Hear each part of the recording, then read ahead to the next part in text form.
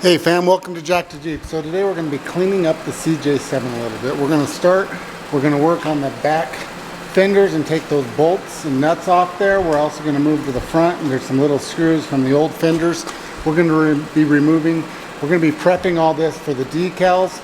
I'm also going to go ahead and clear out the bed of the Jeep, get the toolbox out of here, and I'm going to remove the bottom aluminum piece to see how I can get it modified for my new gas tank.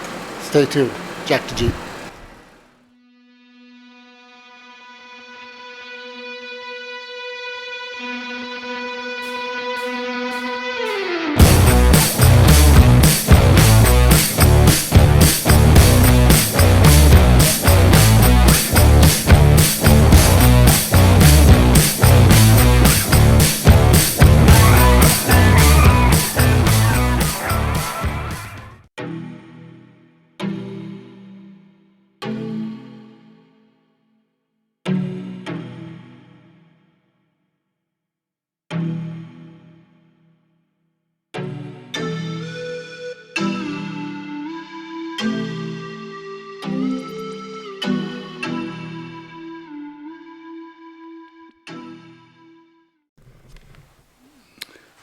Alright fam, sorry you can't see my gorgeous face, but what I'm going to be doing is I'm actually replacing these square bolts and these screws that were up in the front fender, and these were in the rear fender.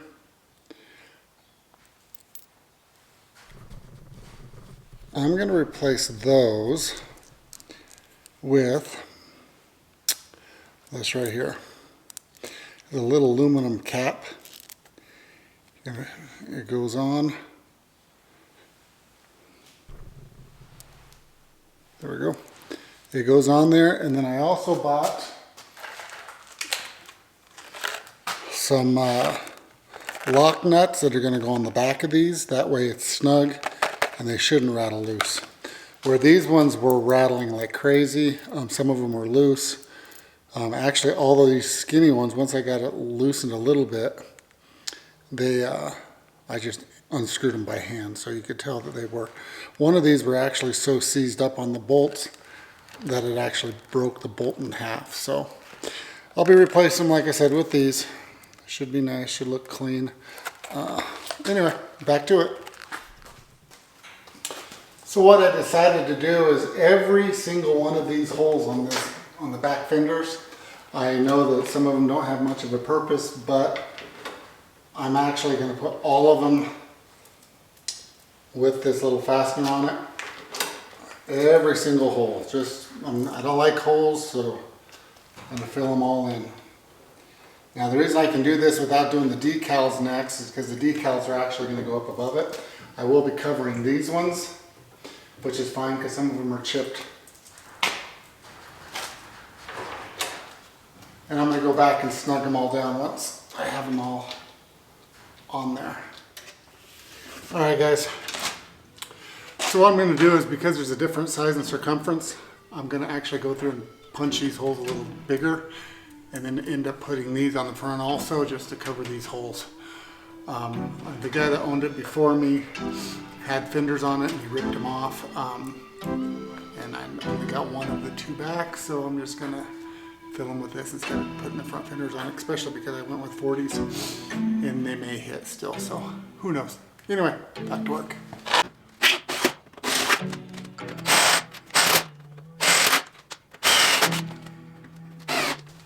Alright, so I'm going to go ahead and use my socket and my drill and tighten these up a little bit here.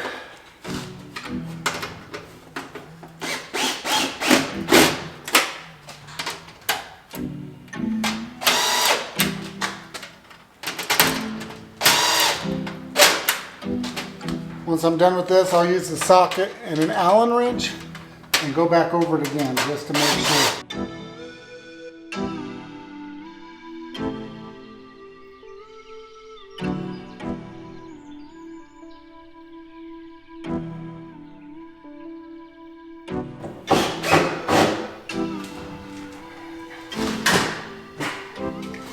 Alright, so now that they're all snug, I'm gonna go back through with an Allen wrench and just try to tighten them on just a smidge more without stripping anything.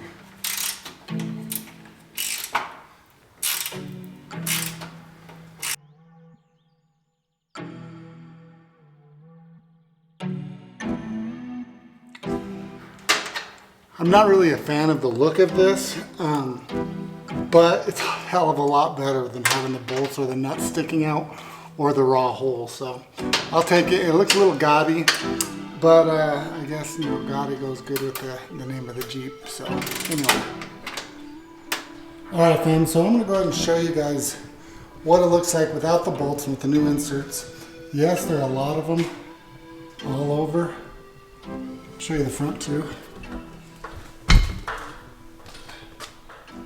But I think it's a lot better. I got it this way. I know they're kind of gaudy. Actually, they're very gaudy. But I feel that it's a lot better than those holes. The excessive amount of holes. Like I said, guys, these were all screwed in.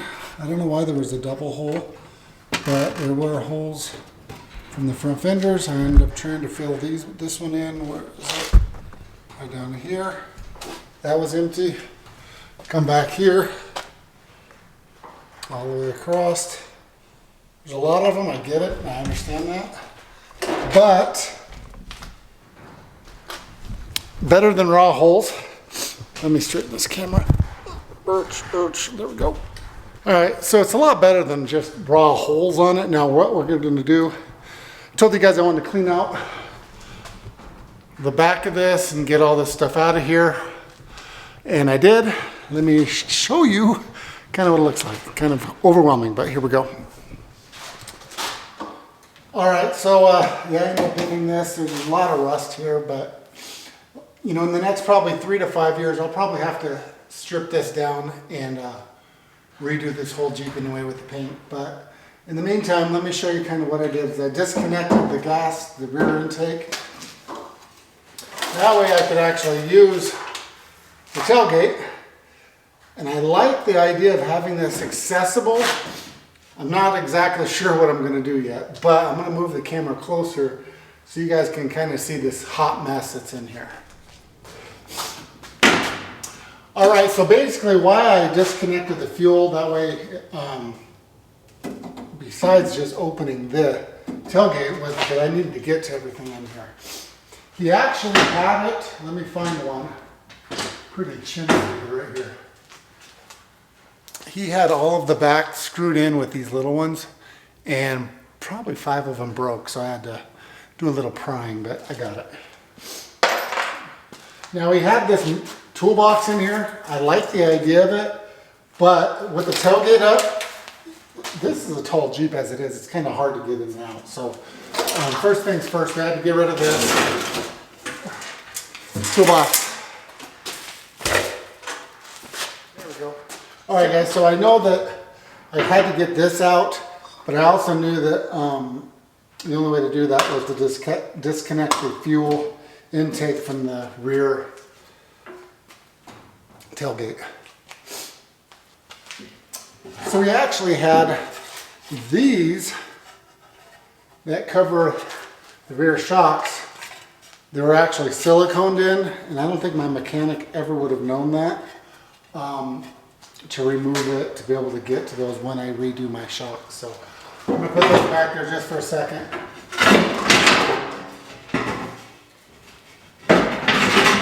So there's this one. All right, now we got some light here. So these were just, this one and this box here, they were both just siliconed in. So I had to hammer and chisel those out.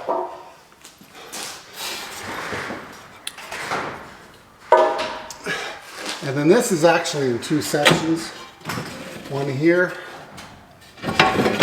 and one here. There we go. So I'm not sure exactly what to do or how to rearrange this. But basically, I'll show you what I kind of want.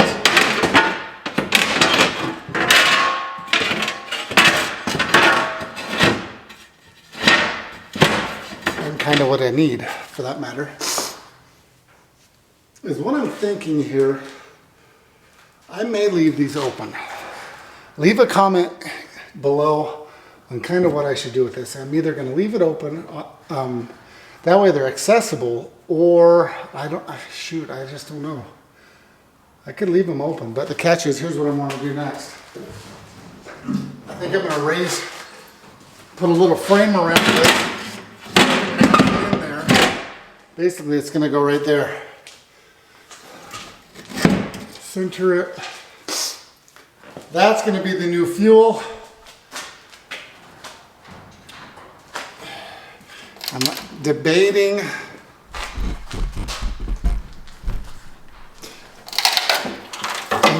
getting a new tailgate and just making it to where I fill up the gas through the new gas tank that's in the back.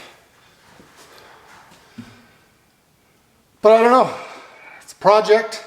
Don't have a plan of attack yet. I just knew I needed to open it up and kind of see what I was getting into. So what I'm going to have to do is build about a 2-inch. What I'll do is probably put it 2 inches above, a frame around it, try I can fasten this down to it. I'm not sure. I may pull it forward, favor one side. That would also work, and then just wrap the gas tank around it, but then I'm losing about 10 inches in the back behind it. Hell, I don't know. All right, fam, so if you guys have any ideas on what I should do with the rear end of this, because I'm kind of split on a bunch of different ways to do it. I don't know if I should leave these open, if I should recover them up. The catch is, if they are covered up and I need to replace them, you got to hammer them out, unchisel it, re-silicone it in. Yeah, I don't know. I'm going to do some research on it. But in the meantime, hey, if you guys like content like this, make sure you click subscribe, hit the bell. That way you guys can be notified of any new content. Make sure you check out this video right up here. You may just like it. In the meantime, thanks again for watching Jack the Jeep. I'm going to go ahead and put this back together, and you guys have a great day.